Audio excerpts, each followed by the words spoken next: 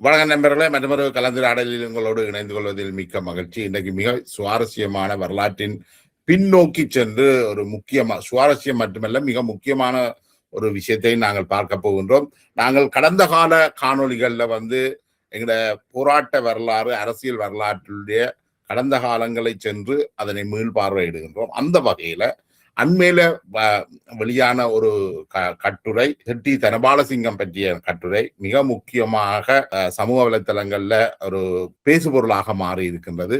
அந்த விடயம் தொடர்பில் அக்கட்டுரையை எழுதியவரும் உங்களுக்கு மிக நன்கு அறிமுகமானவரும் ஆய்வாளருமான ராதா மனோகர் எங்களோடு இணைந்து கொள்கிறார். வணக்கம். வணக்கம் ஜெயபாலனர்களுக்கும் வாசகர்களுக்கும் நன்றி. வணக்கம். என்ன நீங்க அவரை செட்டியின் கதைகளை பார்க்க தெரியுது. டெலிஜெகனும் இதே மாதிரிதான் களவு கொள்ளையண்டு போய் சங்க கடைகள் பேங்குகள் களவெடுத்து போலீஸ் ஸ்டேஷனை போலீஸ் ட்ரக்க உள்ள போய் பிரட்டிட்டு வரார். ஆமை நேவிக்கு குண்டு வைக்க வலிக்கிறார். அட்வென்ச்சரிசம். கிட்டத்தட்ட அதே பயணம் தான் எல்லாருமே அது இருந்திருக்க. நீங்க சொன்னாப்புறம் யோசிக்கணும். அது சரி, அந்த சிமிலாரிட்டி இருக்குத்தானே. அரசியல் ரீதியான பெருசா பின்னாக்கிறது இல்ல, பட் போலீஸ் அடிக்கிறது. பிரபாகரனும் அதே கொப்பி தானே, அதே போராட்டம் கிட்டத்தட்ட அதுதான் கொப்பி. என்னென்றால் இப்ப நான் ஏன் செட்டி தனபாலசிங்கத்தின் சுத்துவட்டத்தை எடுத்தா பிரபாகரன் சேர்ந்திருக்கிறார், குட்டிமணி சேர்ந்திருக்கிறார். பிரபாகரன் அவருடைய குடும்ப பின்னணி நல்லா இருந்தாலும் பிரபாகரன் அந்த குடும்பத்தில ஒரு ஆளா இருக்கல. அவரும் ஒரு கழிச்சு விட்டுனான். ஒரு சிம்பிள் தியரி. யாழ்ப்பாணத்துல ஒரு நடுத்தர குடும்பம், தகப்பன் உத்தியோகத்தர், குடும்பம் படிச்ச கிடைச்ச சொத்து பத்து வசதியான ஒரு குடும்பத்துல ஒரு 16-17 வயது பையனை திடீர்னு காணலைன்னா தாய் தப்பன் தேடிவினமே. அவரை தேடி வரே இல்லையே.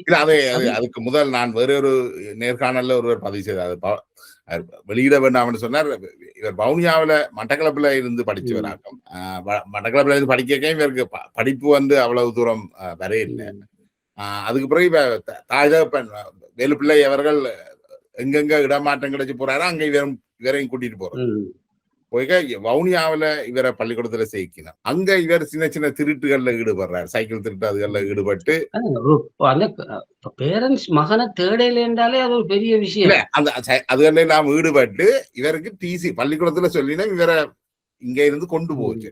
அப்ப இவரை கொண்டு வல்லடித்துறையில விட்டுட்டு இவர் பேரண்ட்ஸ் வேலுப்பிள்ளையும் பார்வதியமாவும் இங்க வந்துட்டோம் வவுனியா. அப்ப இவர் ஒரு கட்டாக்காளியா ஆயிட்டார். அது நான் ஒரு கொஞ்ச நாளைக்கு மாதிரி யோசிச்சேன். நான் ஒரு 15-16 வயது பையனை காணலண்டா வீட்டுல சும்மா அப்படி வினமா அயலட்டை எல்லாம் சேர்ந்தே தேடும் என்ன நடந்தோம். ஆனா இவரை தேடினதா வரலாறு தெரியாது. இல்ல இல்ல என்னால் இவற்ற குடும்பத்திலேயும் ஒரு தரம் இயக்கத்துக்கு வரையில தானே, ஒருத்தரும் வரையில ஒரு தரம் என்னென்றால் அந்த காலகட்டத்துல இந்த இயக்கங்களுக்கு போராக்கள் பெரும்பாலும் இந்த அரச விரோத செயற்பாடுகள் என்றதும் பார்க்க களவு கொள்ள போன்ற செட்டி தனபாலசிங்கத்தின் ஸ்டோரி டெல்லிங் விளையாட்டுகளுங்க ஒரு சம்பவம்.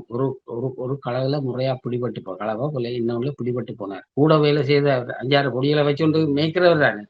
அதுல ஒருத்தனுக்கு சொல்லி இருக்கிறாரு நல்ல கதையா, நீ எல்லா குற்றத்தையும் நீ ஒப்புக்கொள்ளு, நான் பிறகு உன்ன எல்லாம் பிடிபட்ட உள்ளூர் போட்டா அப்புறம் சிம்பிளா நான் பிடிபட்டு உள்ளூர் போனா ஒருத்தரையும் வெளியில எடுக்கலாது. ஆனா நீ போனா பிரச்சனை இல்லை, நான் இன்னும் எடுத்துருவேன் வெளியில, பிரச்சனை இல்லாம. அது முறையான ஆப்பருக்கு அவர் இவற்றை தனபாலண்ட கதையை கேட்டு அவர் கோர்ட்ல எல்லாத்தையும் தானே செஞ்சு ஒப்புக்கொண்டு சிவியர் குற்றச்சாட்டுல அவர் உள்ளுக்கு போட்டார். அவருக்கு 7 வருஷம் உள்ளுக்கு போனா பிறகு செட்டி தனபாலசிங்கம் லோயரை வச்சாரே மாரியார். அவரால் அந்த பொடியனை மீட்க முடியல, சிக்கப்பட்டிருக்கான். அவருக்கு 6-7 வருஷம். அவர் பார்த்த 1 வருஷம் இந்த வருஷம் எடுப்பார், அடுத்த வருஷம் எடுக்கு. ஆனா அவற்றொரு நல்ல காலம், அவற்றொரு இன்னசென்ஸை பார்த்து ஜெயில் சூப்பரிண்டென்ட் யாரோ ஒரு நாள் ஏதோ கதையை கொடுத்து கேட்டிருக்கான். கேட்டோடனே இவர் எல்லாம் சொல்லியிருக்காரு. அவனுக்கு பார்க்க பாமா போச்சு. இப்போதான் கொஞ்ச நேரம் சரி நான் பாதுகாக்கணும் தன் வீட்டு வேலை மாதிரி வச்சிருந்து இவரை அவரே அங்கே அவரும் படிப்பிச்சு கொஞ்சம் கவனமாக அந்த ஆள் வெளியில வந்தார். அவரை நான் கண்டன் அவரை போய் சந்திச்சேன். இருக்கிறார். அவரை ஒரு சிறு வேலையை அவரைக்குச்சுன்னா இங்க மட்டும் முக்கிய கேட்கணும் செட்டியன்னு நடந்தது. அவர் செட்டியன்னு புழுதுபட்டா பேசினார்.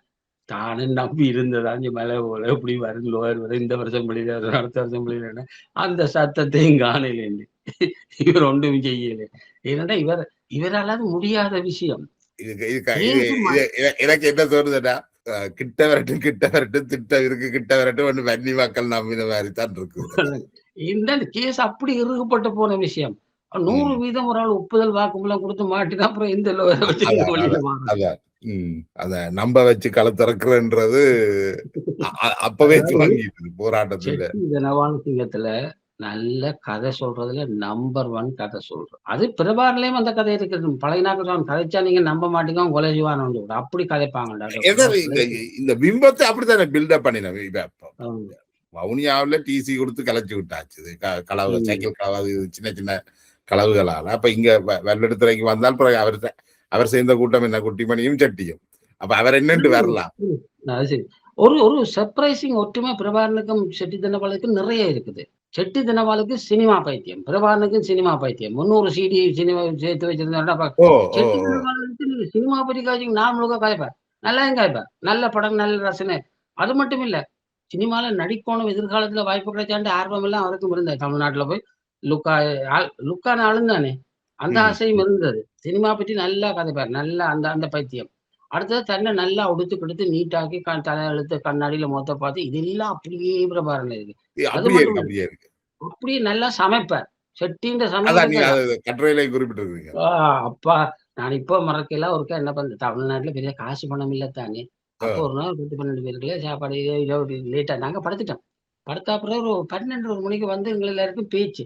இவனுங்களை இந்த தடிதா அவ இப்படியே விட்டு அவங்க பட்டினியே செத்து போடுவாங்க. எங்கேயாவது போய் எதுவும் செய்து சமைச்சு சாப்பிடணும்னு எண்ணம் இல்லாம ஒண்ணுமே கிடைக்கல பட்டினியா படுத்திருக்காங்க பேரன். 2 திட்டி போட்டு ஒரு சோறு வச்சுட்டு உருளைக்கிழங்கு தான் வாங்கிட்டு வந்தார். வேற ஒன்றும் இல்லை. அதுல ஒரு பிரட்டல் கறி வச்சார். உண்மையே சொல்றேன். அந்த பிரட்டல் கறி மாதிரி 2 வரைக்கும் சாப்பிடு. நல்ல பெஸ்ட் கெட்டிக்கார காரம் வெறும் உருளைக்கிழங்குல அப்படியே பயங்கர டேஸ்ட். சமையல் திறமை எல்லாம் இருக்கு. அவர்ல எல்லா திறமையும் இவர்ல இருக்குது. அவர்கிட்ட உள்ள முக்கியமான ஸ்கில் ஒன்றும் பிரபாகரன்ல இல்ல. அவர் கார் மெக்கானிக் அது இது டெக்னிக்கல் சைட் ஸ்கில் எல்லாம் எல்லாத்தையும் எல்லா வித்தையும் பிரபாகரன்ல ஒரு வித்தையும் இல்லையே. அவர்ல உள்ள அந்த ஏமாத்துறது கதை ஸ்டோரி டெல்லிங் சினிமா பைத்தியமும் சாப்பாடு பார்ட்ஸ் எல்லாம் இருக்குது. பாசிட்டிவ் பார்ட்ஸ் ஒன்றும் இல்ல. பாசிட்டிவ் பார்ட்ஸ் ஒன்று இவர்கிட்ட இல்ல. இவருக்கு சைக்கிளும் ஓட தெரியாம மோட்டர் சைக்கிளும் ஓட தெரியாது, காரும் ஓட தெரியாது, மெக்கானிக்கும் தெரியாது, எலக்ட்ரிக் செட்டி பயங்கர எலக்ட்ரிஷியன். மோட்டார் ரிவைண்டிங் எல்லாம் செய்வார். அதுதான் அவர் இந்த கடைசியா ஜெயிலுக்கு போட்டு வந்தோடனே அவருக்கு வாழ்க்கையில அவருக்கு ஒரு முடிவு டிசிஷன் எடுத்துட்டாரு. இனி எனக்கு அதுக்கு முதல்ல அந்த கிட்டத்தட்ட 3 கொலைகள்ல அவர் சம்பந்தப்படுறான்னு நீங்க சொல்லி இருக்கிறீங்க. அன்பு கூடன்னு சொல்றாங்க. அது ஒரு தெரியாது. இப்ப குமார குலசிங்கம் கொலை இருக்குல்ல விசி சேமன். அது எனக்கு ஒரு சந்தேகம் பின்னணியில தமிழரசு கட்சி எம்பிக்கள் யாரும் இருக்கலாம். ஏனென்றா இவர் அவ்வளவு அரசியல் ரீதியா சிந்திச்சு இயங்கல. ஆனால் நீங்க சொன்ன அந்த விஷயம் வேறையும் ஒரு ஆள்கிட்ட கேட்டனா இவர் தானே வந்து இப்ப அந்த கதையை பரப்பி இருக்கிறார். தான் செய்த அவருடைய உறவினருக்காருக்கும் இந்த கதையை சொல்லி இருக்கிறார். என்ன தெரியும் இந்த விஷயம் சந்தேகம் நானும் வெளியிருக்கோம். எனக்கு தெரியாது. ஏன்னா அவர் அரசியல் ரீதியா பெருசா சிந்திக்கிறீர்கள். அவருக்கு சிங்கள ராணுவத்தை அடிக்கணும், சிங்கள போலீஸ் அடிக்கணும், அதாவது ஒரு ராணுவ ரீதியான பலம் அதை காமிக்க வேணும். சிங்கள கவர்மெண்ட் லோவோட தெரியணும்.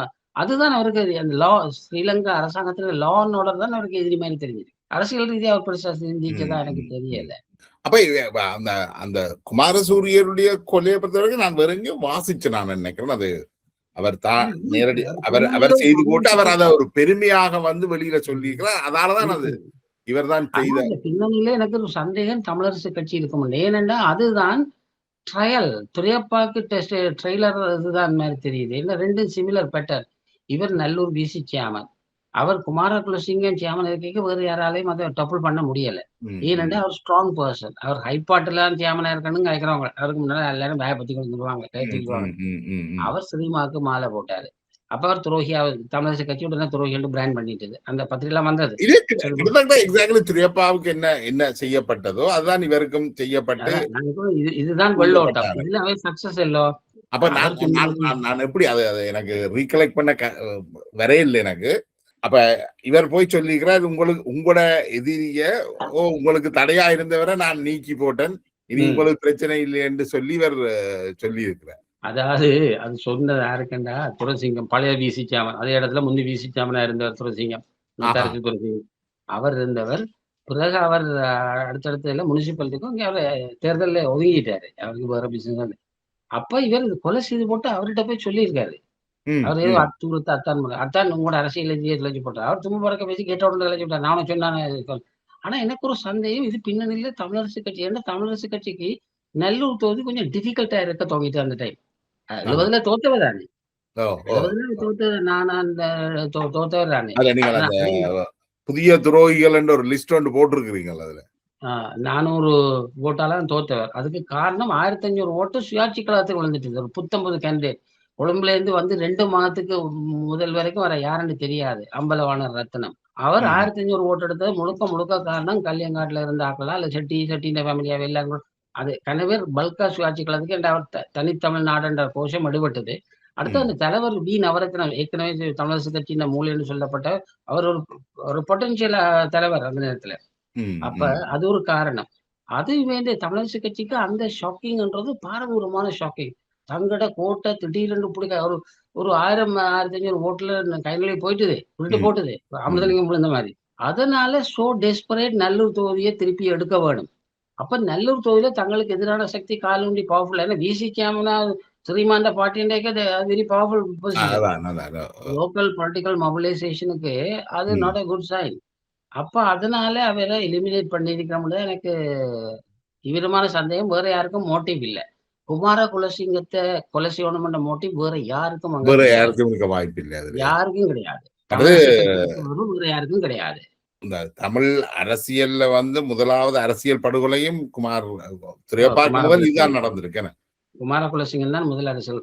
அது அந்த மனுஷன் பாவம் வீட்ல ஒரு போஸ்ட் ஆஃபீஸ் இருக்கு அவருக்கு. அவர்ட்ட வீட்டுக்கு முன்னுக்கு ஒரு கடை இருக்குது. அது அவர்ட்ட போஸ்ட் ஆஃபீஸ் சார். அவர்ட்ட முதல்ல அங்க ம். அந்த ஆள் வீட்டு வாசல்ல அந்த இதுல குந்தி கொண்டிருந்த மனுஷன எங்கேயோ டாக்ஸிய கடத்தி கொண்டு போய் தூக்கிட்டு போட்டு போனாரு. அதாவது துரியப்பா கொண்ட மாரி. ஒரு சாதாரண ஒரு மனுஷன் ஒரு ஆயுதம் இல்லாம சும்மா குந்தி கொண்டு இருந்தாலும் போய் சொல்றது இது என்ன வீர போராட்டம். யாரோ இன்னும் தெரியாது. அந்த டாக்ஸி டிரைவரையும் பிறகு சுட்டுட்டீங்கமோ? ஒண்ணு சுட்டு அவரே முடிச்சாச்சான் பிட்னஸ். அவர் பார்த்தபடியா விட இந்த என்ன பார்த்தபடியா கனவேர் செத்து போச்சு. நம்ம எங்களை போராட்டத்துல கனவேர் பக்கத்துல இருந்து பார்த்தபடியா செத்து போச்சு. இல்ல இந்த கொலையால ஒரு ஒரு ஒரு முக்கிய மெட்டர் இருக்க beneficiary of the crime and இந்த குற்றத்தின் லாபம் யாருக்கு போச்சுது? தமிழரசு கட்சிக்கு போச்சுது. இப்பதான் தமிழரசு கட்சி தலைவரா வந்தது. எல்லாரும் பயந்து ஒதுங்கிட்டு தானே. அதுல பாருங்க 70 தேர்தல் இவைக்கு இது சுயாட்சி கழக நவரத்னத்தை கை வச்சதால நல்லூர் தொகுதி போச்சுது. அதே சமயம் இந்த சுயாட்சி கழகத்துக்கு தீவு தொகுதியில கொஞ்சம் செல்வாக்கு இருக்கு. ஏன்னா அவர் தீவு தொகுதி எம்பி தானே. அப்ப அமிர்தலிங்கம் அந்த இடத்துல பிரச்சாரத்துக்கு போய்க்க அவைய சுயாட்சி நவரத்ன விஷயத்தை கேட்டு வாக்குவாதப்பட இவர் வாதடுமாறு டங் ஸ்லிப்ல அமிர்தலிங்கம் சொல்லி போட்டாரு. நான் இந்த தீவாட்ட ஓட்டு நம்பி நான் அரசியலுக்கு வருகிறேன். அதுதான் அந்த 70 தேர்தல்ல அவங்க தீவன அந்த காரணம் இருக்கல்ல வந்து தியாகராசாவை கொண்டது முன்பின் அதுவும் முன்பின் அரசியலே தெரியாது. எலெக்ஷனுக்கு வரைக்கும் அப்படி ஒரு நபரே யாருக்கும் தெரியாது. எங்கேயோ பிரின்சிபல் கொண்டது தோக்கடிச்சாச்சு தானே. 70ஆம் ஆண்டு தேர்தலை திருப்பி இருக்கா ரீவிசிட் பண்ணி ஸ்டடி பண்ணினா வட்டுக்கோட்டை தீர்மானம் எல்லாம் தெரிய வரும். அதுல அடுத்த ஒரு விஷயம் வட்டுக்கோட்டை தீர்மானத்துக்கு மிக முக்கிய காரணம் அவர்கள் தமிழரசு கட்சியின் முக்கிய தலைவர்கள் தோத்தபடியா அவை இன்னொரு ஸ்ட்ராட்டஜி எடுக்கணும். இந்த ஓட் பேங்க திருப்பி தக்க வைக்கிறேன். அங்க ஒரு தமிழீழத்துக்காக பாருங்க. அதுல ஒரு நுட்பமான ஒரு விஷயம். அதாவது வட்டுக்கோட்டை தீர்மானம்ன்றது தமிழீழ தீர்மானம். அதாவது இதுவரையாலும் இந்த அரசியல் விட்டு நாங்கள் தனித்தமிழ்நாடா பிரிஞ்சு போறோம் ஒரு பெரிய டிக்ளரேஷன். அது தமிழ் மக்கள் மிக அதிகமாக வந்து போகக்கூடிய பிரபலமான யாழ் முத்தவழிகளில வச்சிருக்க வேணும்.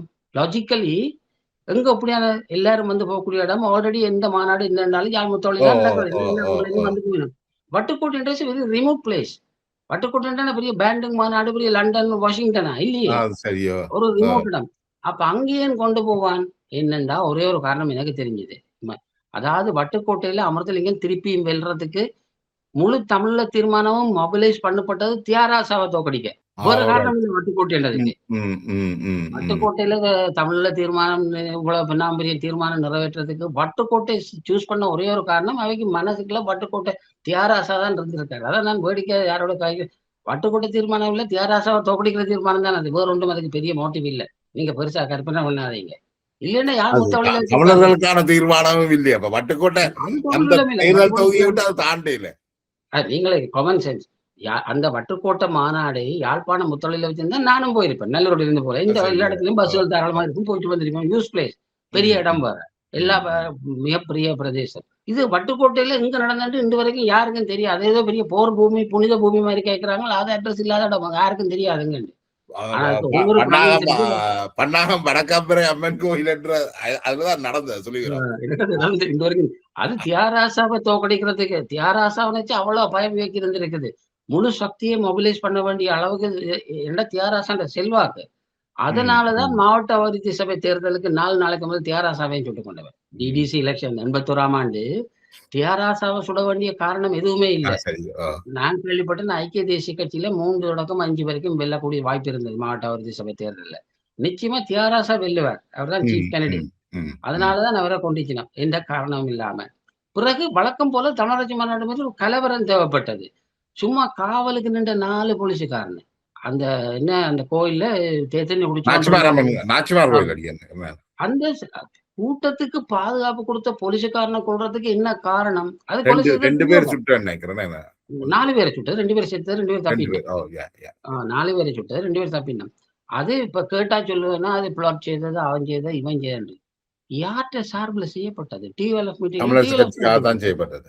அப்ப நாங்கள் பாருங்க டெக்னிக்கலி நாங்கள் பேசிக்க நீண்ட காலமா இந்த வரலாறுல கொள்ளைகளை பற்றி சரியா பேசுறோம் இல்ல. அதாவது துரியப்பாவை சுட்டது பிரபாகரன்றம் யாரோன்றும் யார் சொல்லி செய்தது? Who is the beneficiary of that crime? Yogesh. அப்ப டிஎல்எஃப் செய்தது. அதே மாதிரி தான் தியாகராசாவே இந்த 4 போலீஸ்காரன் சுட்டதுன்றோம்னா நாங்க சிரமன்றம் சொல்றோம், இவனை சொல்றோம், எல்லாம் டிஎல்எஃப் தானே. டிஎல்எஃப் கூட்டத்தின் ஊழலத்தோட வந்தவதான் சுட்டது, வந்து சுட்டுச்சுனா. அது மட்டும் இல்ல, அவையில போலீஸ் ஸ்டேஷன் வழக்கணும்னே தமிழரசு கட்சியின் வழக்கறிஞர் புனையெடுக்க போடுவீங்க கோர்ட்டுக்கு, பெயில் அவுட் பண்ண போடுவீங்க. ஆரம்ப கொலைகள், அரசியல் கொலைகள் முழுக்க தமிழரசு கட்சிக்கு தமிழர் விடுதலை கூட்டணிக்காக தான் நடந்திருக்கு. அதை நாங்கள் யோசிக்கிறோம். நாங்கள் எல்லாருமே ஒரு வேர்ட் மிஸ்டேக் விடுறோம். இந்த கொலைகளை அவன் செய்தான் இவன் செய்தான். ஆனா உண்மையா பார்த்தா இந்த கொலையில அரங்கேற்றினது தெரிஞ்சு அரங்கேற்றினது தமிழர் விடுதலை கூட்டணி. அப்ப தியாகராசாவை டிஎல்எஃப் சுட்டது, யோகேஷனை டிஎல்எஃப் சுட்டது என்றெல்லாம் நாங்க சொல்றோம் இல்ல. இதுதான் போல ஒரு கிரைமை நீங்க அரங்கேற்றினா ஏசிஆர்ல இருந்து பிளான் போட்டு கொடுத்தோம் தானே முதல் குற்றவாளி. எடுத்துட்டு போறோம் இஸ் டெக்னிக், அவர் ஒரு டெக்னீஷியன் மாதிரி தானே. இதே போலத்தான் மேபி ஒரு பாரதூரமான வார்த்தையா நான் சொல்றேன்னு நீங்க நினைக்கலாம். இதே அந்த அந்த கலவரம் 81ஆம் ஆண்டு கலவரம் முழுக்க தமிழர் விடுதலை கூட்டணி 100% சீட்டும் மாவட்ட சபை எல்லாம் வெல்ல வேணும்ன்றதுக்கான செய்த அப்படியே வெற்றி பெற்றவர். அந்த வெற்றி பெற்றதுக்கு மிகப்பெரிய ஒரு காரணம் லைப்ரரி எரிச்சதும் கூட. லைப்ரரி எரிஞ்சதும். அப்ப இவ்வளவு ஆர்கஸ்ட்ரேட் பண்ணினது யார்? டிஎல்எஃப் தானே. இந்த கலவரத்தை தூண்டி ப்ரொவகேட் பண்ணக்க இவ்வளவு அழிவு நடக்கும் அவருக்கு தெரிஞ்சிருக்கும். ஆனா அழிவு இத்தனை தூரம் நடக்கும்ன்றது யாரும் ஊகிச்சிருக்க மாட்டோம். பட் இதுல ஒரு அழிவு நடக்கும். அந்த அழிவு தங்களுக்கு லாபமா இருக்கும் தொடங்கிச்சுனா அந்த அழிவுல டூ மச்சா லைப்ரரி எரிஞ்சு போச்சு. 83ஆம் ஆண்டு கலவரத்தை செய்யக்குள்ள ஜிஆர் செய்தது காரணம் தன்னுடைய செல்வாக்கு அதிகரிக்கிறது. அதே மாதிரி இந்த கலவரத்தை இவ தூண்டினதுக்கு காரணம் இப்படி தாங்க விஸ்வரூபம் எடுக்கிறது அவர்களுக்கு தெரியும். இந்த 75ஆம் ஆண்டு அந்த தமிழரசிக்கு மாநாடு, 74ஆம் ஆண்டு கலவரமும் 81ஆம் ஆண்டு கலவரம் கூட்டணி தான் செய்தது. அதுல உள்ள அவ்வளவு தவறுகள் குற்றங்கள் எல்லாத்துக்கும் பழி சுமக்க வேண்டியவர்கள், பதில் கூற வேண்டியவர்கள் தமிழர் விடுதலை கூட்டணி. ஆனா சும்மா சொல்லுவாங்க அது பிரபா சுட்டது, இது உமா சுட்டது, அது அவன் சுட்டது, இவன் நோ அது அதெல்லாம் சாதாரண விஷயம். பின்னுக்கு இருந்தவர்கள் இவர்தான் செய்தது. இது நாங்க பாருங்க பொது வழியில பொது புத்தியில நாங்கள் இந்த பழியில கொண்டு தனிநபர் மேல போட்டுட்டு இவள தப்ப வைக்கிறோம். நினைக்கிறேன் இது ஒரு நல்ல ஒரு உரையாடல் என்ன. நாங்கள் இந்த கடந்த கால சம்பவங்களை நாங்கள் மீள்வாசிப்பு செய்ய வேண்டி இருக்குது. ஏன் நடந்தது இப்ப பிரபாகரன் சொல்லி போட்டு நாங்கள் பெயில் அவுட் பண்ணி விட்டுட்டோம். டிஎல்எஃப் பெரிய குற்றவாளியை இந்த குற்றத்துல இருந்து பெயில் அவுட் பண்ணி விடுறோம். நார்மலா கதை கேட்க கூட நாங்க பெயில் அவுட் பண்ணி அவையில விட்டு கொண்டு தான் இருக்கோம். நாங்களும் சேர்ந்து சிம்பிளா மறுமொழி சொல்லி வேணும். வேற பிரச்சனை அது அவன் செய்தது இவன் செய்தது. அவன் யார்? உண்டி ஆள் தானே. நீ திட்டம் போடாம நீ மேடையா பேசாம அவன் செய்திருக்க மாட்டானே. குமாரகுலசிங்கத்தினுடைய படுகொலை, அவருடைய சாரதி, இன்னும் ஒரு சிலர். இப்ப டிஎன்டியுடைய புதிய தமிழ் புலிகளுடைய தலைவராக செட்டி இயங்கிக் கொண்டிருக்கிறார். அதுக்கு பிறகு அவர் சிறைச்சாலைக்கு சென்று திரும்பிக்குள்ள அவர் ஒரு வித்தியாசமான மனுஷனா வாராருன்னு சொல்றீங்க நீங்க. அவர் சிறையில இருந்து வெளியில வரைக்க அது நீண்ட முந்தின சிறையிலும் பார்க்க அது நீண்ட கால சிறை தண்டனையா? அது எனக்கு அந்த டீட்டெயில் மறந்து போச்சு. இது தேடித்தான் பார்க்கணும், யாரும் கேட்டு பார்க்கணும். என்னன்னா எனக்கு மறந்து போச்சு எவ்வளவு காலம் இருந்தாருன்னா அவர் முடிவு பண்ணிட்டாரு. ஏன்னா அவர் ஒரு டிட்டர்மினேஷன் உள்ள ஒரு மனுஷன். உண்ட துணிஞ்ச தீர்மானிச்சால் தீர்மானத்துல தளம்ப மாட்டாரு, அதுல நிற்பாரு. அவர்கிட்ட கரெக்டர் அது அவர்கிட்ட ஆளுமையோ வட்டவரிட்டிஸ் அவர்கிட்ட இது. அவர் 100% தீர்மானம் பண்ணி போட்டாரு. இன்னும் ஆனந்த பக்கத்துக்கு போறது இல்லை. ஒரு சாதாரண மனிதன். ஏன்னா அவர்கிட்ட மற்றது நிறைய தொழில் இருந்தது. அவருக்கு ஒரு நாளும் வாழ்க்கை பிரச்சனை இல்லை.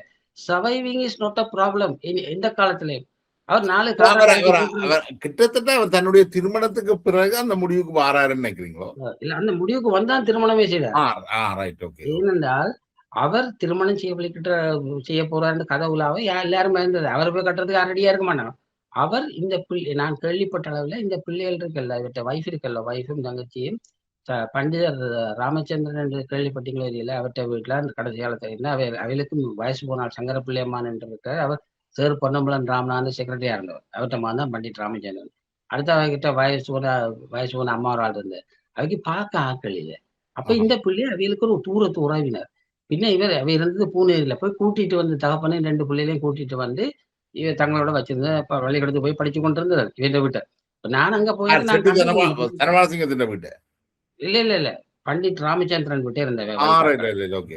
அப்ப இவர் வந்து சங்கர பிள்ளையம்மான் அந்த ராமச்சந்திரன் அப்பாட்ட வந்து கேட்டிருக்காரு, தான் நீங்க கல்யாணம் கட்ட போறேன். அப்ப அவர் சொல்லியிருக்காரு, நீ என்னென்ன குடும்பமா இருக்காது, நீ இதெல்லாம் பண்ணி கொண்டிருக்க. அவர் சொல்றாரு, அம்மான்னு கேட்கறாரு. அவர் வந்து அம்மா நான் இதெல்லாம் செய்ய மாட்டேன், நான் இதாக்கிட்டேன், நான் ஒரு சாதாரண மனிதன் வாழ போறேன் அப்படிதான் நம்ம கேள்விப்பட்டோம். அவருக்கு கேரண்டி பண்ணித்தான் பின் அவர் கல்யாணம் செய்து கொடுத்தவர். அவருக்கு கேரண்டி பண்ணி அவர் சில உதவியும் செய்திருக்கலாம். கல்யாணம் கட்டி ஒரு சாதாரண குடும்பம்னா ஒரு 3-4 வருஷம் இருந்திருக்கலாம். அப்ப இடத்துல ஃபேமிலியா வைஃபும் போறதான் கண்டிருக்கேன். அந்த பிள்ளை நல்ல பிள்ளை எனக்கு தெரியும். அந்த வைஃபை தெரியும் அந்த காலத்துல. திருமணத்துக்கு பிறகு அவர் பெருசா ஒன்றிலையும் ஈடுபடையில. பெருசா ஒண்ணுமே செய்யல. ஒண்ணுமே ஈடுபடையில. ஒரு இல்ல கம்ப்ளீட் எல்லாரையும் டிஸ்கனெக்ட் பண்ணி விட்டுட்டாரு அவர். அதுக்கு ஒரு மிக சாதாரண மனிதனாக அதாவது நீங்க கையில ஏதாவது தூக்கி போட்டு பிறகு கீழே வைக்கலாம். வாழை பிடிக்கிறது சுகம் இவர் அதை விட்டுட்டாரு. எல்லாம் விட்டுட்டு நார்மல் மனுஷனா இருந்தது. இல்லாட்டிக்கு யோசிச்சு பாருங்க, இவ்வளவு ஆயுதங்கள் எல்லாம் தலகர்னா அப்படி விட்டுட்டு இருந்த ஒருத்தர ஏன் இவர்கள் சுடுறதுக்கு தீர்மானிக்கிறார்கள்? எந்த துவக்கம் இல்லாம ஒரு சாதாரண மனிதனாக அன்றாட வாழ்க்கையில 4 சந்தைய போற ஆக்களுக்கெல்லாம் தெரிஞ்சு விலகி கொண்டது நார்மல் மனுஷனே. இது ஒரு கோலத்தனம் இல்ல. அது துவக்கம் இல்லாம ஒரு ஆள் சும்மா ஏன் சுடணும் என்ற எண்ணம் வந்தது? அது பல தியரி சொல்லுவது பாருங்க, எங்களுக்கு சரியா தெரியாது. அதுல நான் கேள்விப்பட்ட பல தியரிகள்ல ஒரு தியரி எனக்கு யாருக்கும் தெரியாது. என்னன்னா, இவற்ற காசு அதுவும் உறவினர்களே கொஞ்சம் பேர்கிட்ட சிக்கி இருந்ததா. அப்ப இவர் அந்த காசை கேட்டிருக்காரு. அந்த வங்கி கொள்ளை ஒன்று காசு வேற என்ன இவர்கிட்ட காசு வருது அப்ப கேட்டிருக்காரு. இவர்கிட்ட காசு கொடுக்கறத அவாய்ட் பண்றதுக்காக வேண்டி அவதான் இந்த குட்டிமணி தங்க அதுக்கடையில இவரே அந்த புலோலி பேங்கோ புத்தூர் பேங்க் முறைக்கு இவரே உதவியை கூப்பிட்டுருக்கணும். இவர் மாட்டேன்ட்டார். எனக்கு இதெல்லாம் இன்னும் நான் விட்டு என்ன பண்ணுங்க பாட்டு. அப்ப இந்த விஷயத்தை அறிஞ்ச இவற்ற ஒரு ஆள் தான் அங்கால சொல்லி இருக்குதான், இவர் உங்களை பிறகு பிடிச்சு கொடுப்பார். அதனால பிடிச்சு கொடுப்பாருன்னா முடிச்சு விடதான் அந்த அர்த்தம். இந்த மாதிரி கேட்டுட்டீங்களா அவர்கிட்ட? அப்ப அவருக்கு தெரியும். அதுக்கப்புறம் உங்களுக்கு டேஞ்சர் பார்த்து அதனால முடிச்சேன்னு சொல்லி இதெல்லாம் நான் கேள்விப்படுறவங்க எனக்கு நேரடியா தெரியாது. அது அவர் குழந்தை பிறந்திருந்த காலகட்டத்துல தான் அவர் சுடப்பட்டார். 2வது குழந்தை பிறந்து 12வது நாள் ஏதோ வீட்டுல அந்த இது செய்யறதுக்காக வேண்டி மிரக்கறி இதெல்லாம் வாங்கி கொண்டு கையில கொண்டு நடந்து கொண்டு போய்தான் செய்தது. பிரபாகரனுடைய முதல் படுகொலையும் செட்டி தனபாலசிங்கம் மீதான கொலைதான் நினைக்கிறேன். அப்படிதான் நான் நினைக்கிறேன் இருக்கும். அதாவது சுருக்கமா சொன்னா இப்ப கேள்விப்பட்டேன் குட்டிமணியும் பிரபாகரன் தான் வந்தது. குட்டிமணி தான் சுட்டாரு. வீட்டை கடைசி பசங்க குட்டி சுடாதுன்னு சொன்னதுதான் நாங்க பக்கத்து வீட்டுக்கார ஒரு டீச்சர் வீடு அவ கேட்டு சொல்லியிருக்காரு.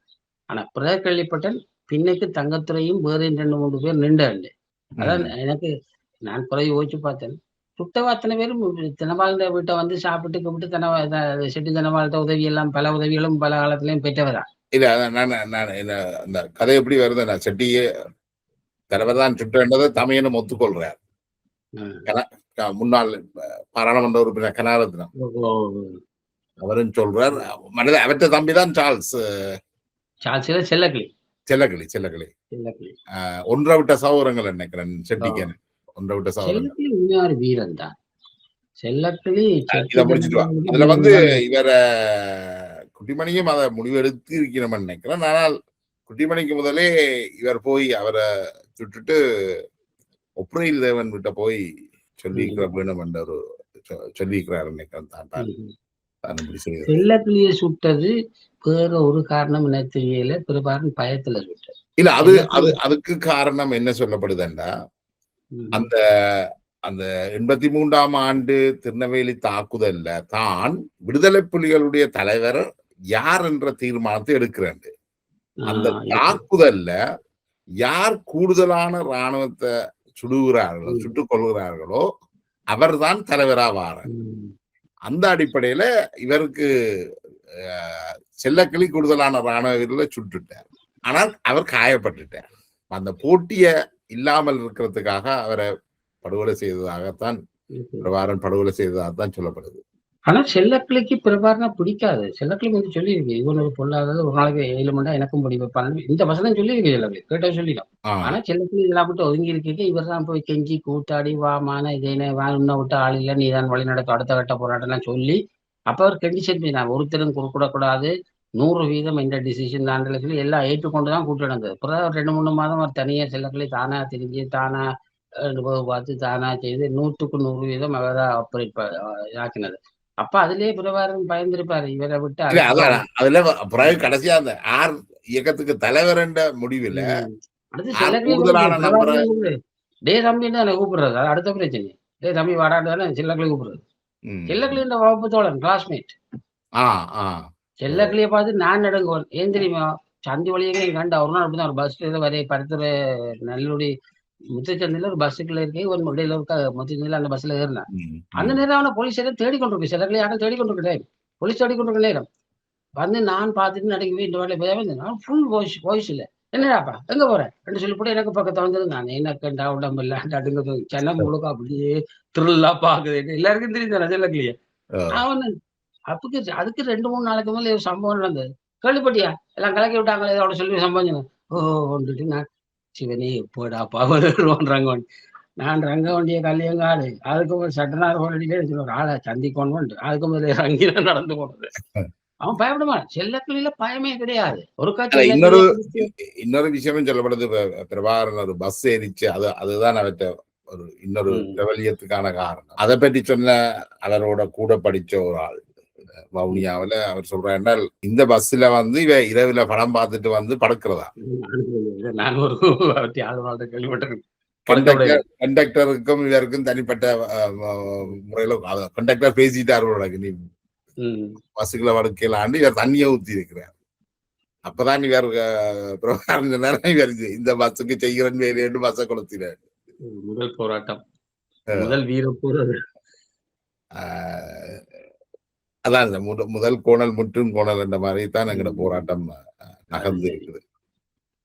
இப்ப செல்லக்கிளிய பற்றி நீங்க சொல்ற இந்த விஷயங்கள் உண்மையிலேயே நான் யோசிச்சு பார்க்கிறது போராட்ட வழிமுறை எதுவும் நாம சட்டத்துல ஆதரிக்கக்கூடிய இல்லை. ஆனா அந்த உளவியல் சிலவள சட்டத்தை விட லாஜிக்கல் ரீசன்ஸை விட சைக்காலஜி இஸ் பிகர் தான் நிவர்த்தி.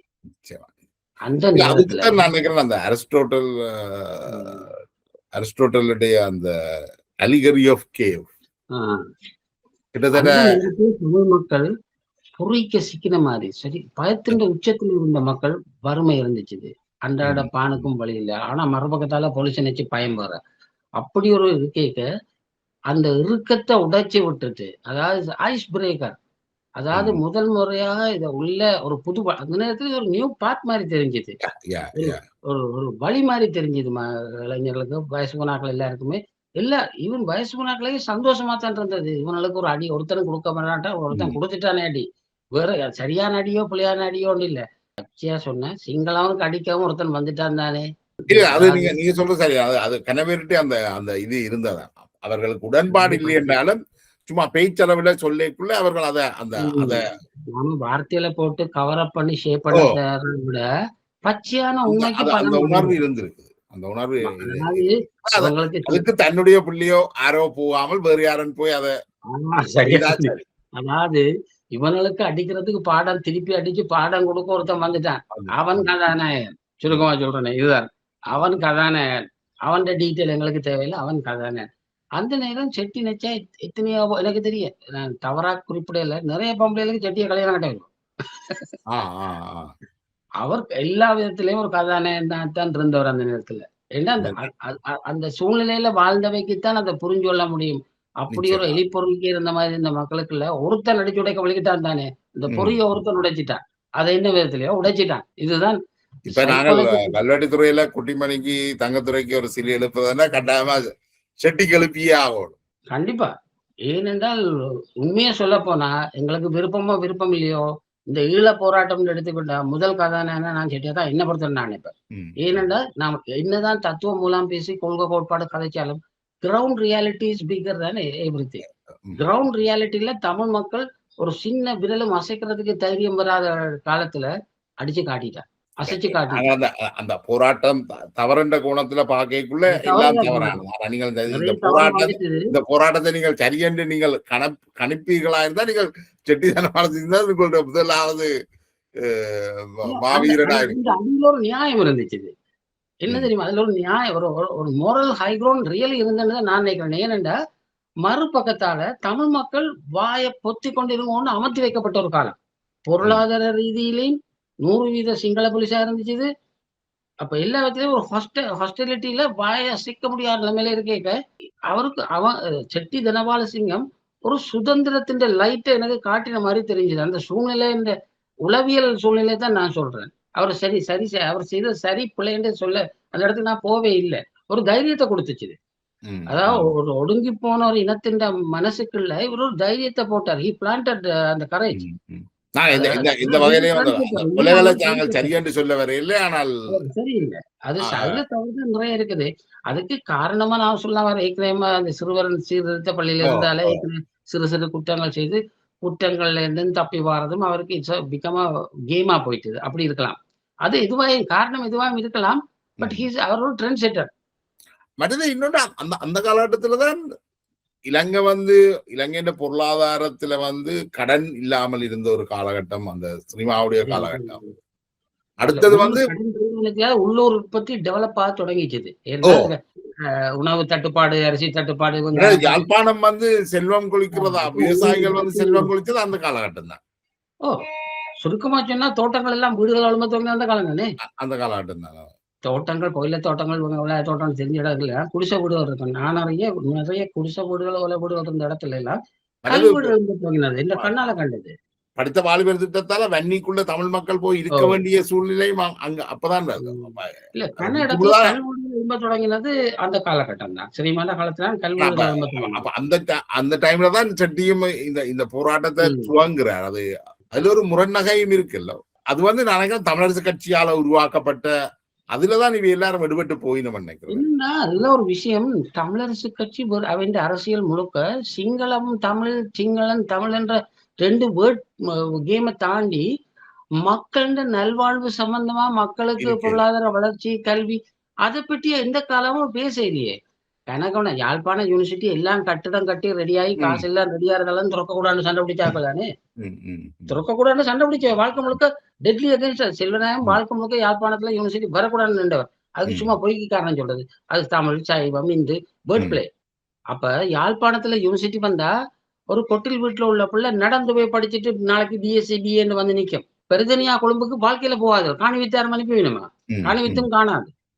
அப்ப சாதாரண யாழ்ப்பாண மக்களுக்கு படிக்கிற மிகப்பெரிய வாய்ப்பு அந்த யூனிவர்சிட்டி. அதை கிட்டத்தட்ட 52, 53 இருந்து ஒரு 20 வருஷம் பிளாக் பண்ணி வச்சிருந்த ஒரே ஒரு மனிதன் எஸ்ஜேவி செல்வநாயகம். என்ன காரணம்? ஒரு காரணம் இல்ல, சாதாரண மக்கள் படிக்க கூடாது. அதாவது சிலுவனைக்குதான் அது மட்டுக்குடி வெள்ளாளர் அப்படி இல்ல. அவர் வெள்ளாள பிள்ளை கூட படிக்கிற அவருக்கு விருப்பம் இல்லை. என்ன வெளிநாட்டுல டாடா பிர்லாக்கலாம் அவ்வளவு வரமப்பட்டவர் இருக்கு. எல்லா ஜாதியிலும் வரமப்பட்ட அன்றாட கூலி மக்கள் நிறைய இருக்கு. மெஜாரிட்டி அன்றாட கூலி மக்கள் தானே. அந்த மக்கள் படிக்க கூடாது அவர் முழுமூச்சு என்ன அவர் நினைச்சிருக்காரு, தமிழர்களுக்கு தாங்கள் உச்சத்துல இருக்கிறது கொழும்புல கார்டன்ல உள்ள கொஞ்சம் பேர் தான் அவைதான் இருக்கோம்னு நினைச்சுட்டு இருந்தவர். அதுதான் காரணம். இல்ல இன்று வரைக்கும் கூட நான் ஈழ போராட்டத்துல மிகப்பெரிய தவறு இழைச்சவர் பிரபாகரனையும் விட செல்வநாயகம் தான் நான் சொல்லுவேன். இந்த மக்களை, தமிழ் மக்களை வேற வழியில மூச்சை விடாம கோனர் பண்ணி தமிழ் சிங்களம் அந்த சஃபகேஷன், அந்த ரேஷியல் சஃபகேஷனுக்குள்ள கொண்டு கோனர் பண்ணி தள்ளி அமர்த்தி விட்டது. உங்களுக்கு வேற வழி இல்லை, நீங்க உடைச்சு கொண்டுதான் வெளியில வரண்டா வாங்கன்னு சொல்லி விட்டது அவர். அதனாலதான் உடைச்சு கொண்டு வெளியில வேற வழிகிட்டாரு. ஒரு வரலாற்றின் மிக முக்கியமான காலத்தை மிக உடைச்சு பேசி இருக்கிறீர்கள். பல்வேறு கருத்துக்களையும் புதிய தகவல்களையும் கூட தந்திருக்கிறோம். புதிய பார்வையில எங்களுக்கு இதை பார்க்கக்கூடியதாக இருக்குது. உங்களுடைய நேரத்தை ஒதுக்கி நம்மோட இந்த கருத்துக்களை பயன்படுத்த மிக்க நன்றி. இது ஒரு மிகப்பெரிய வாய்ப்பு. இந்த வாய்ப்பு எனக்கு கிடைச்சிருக்காட்டி இந்த விஷயங்கள் பல அந்த அந்த காலகட்டத்தை கொண்டு வந்து முன்னுக்கு வச்சிருக்கிறதுக்கு வேற வாய்ப்பு எனக்கு இல்லை. மிகவும் நன்றி. இதை பொறுமையா கேட்கிற வாசகர்கள் பார்வையாளர்களுக்கும் நன்றி. மீண்டும் சந்தர்ப்பம் கிடைச்சா கலந்து கொள்வோம். நிச்சயமாக மீண்டும் நாங்கள் இந்த எங்களுடைய ஆய்வுகளை தொடருவோம். நன்றி.